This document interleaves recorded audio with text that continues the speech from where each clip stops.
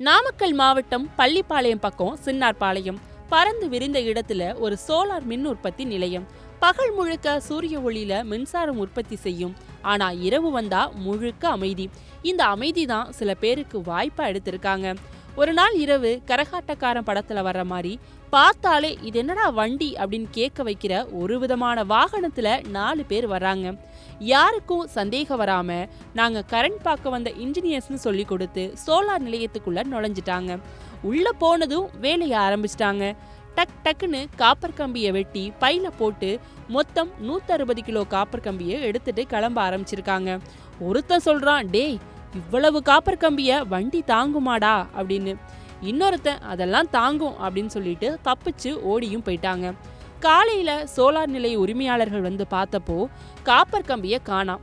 அடடா, சூரியன் இருக்கான், காப்பர் இல்லையேன்னு அதிர்ச்சி அடைஞ்சு நேரா வெப்படை போலீஸ் ஸ்டேஷனுக்கு போய் புகார் கொடுத்திருக்காங்க. போலீசார் உடனே ஆக்ஷன்ல இறங்கிட்டாங்க.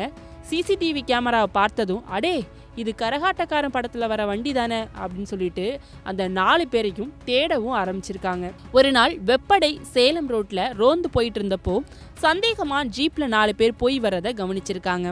உடனே மடக்கி பிடிச்சு விசாரிச்சா நாங்க தான் சார் அவங்க அப்படின்னு உண்மையை ஒத்துக்கிட்டாங்க. அவங்க பெயர் எடிசன், சஞ்சய்குமார், சுபாஷ், ஆரோன். போலீசார் அவர்களிடமிருந்து 160 கிலோ காப்பர் கம்பியை மீட்டு இருக்காங்க. மதிப்பு ரூபாய் 2 லட்சம். கூடவே திருட்டுக்கு பயன்படுத்திய 4 இருசக்கர வாகனங்கள், ஒரு ஜீப், ஒரு ஆட்டோ எல்லாத்தையும் பறிமுதல் செஞ்சாங்க.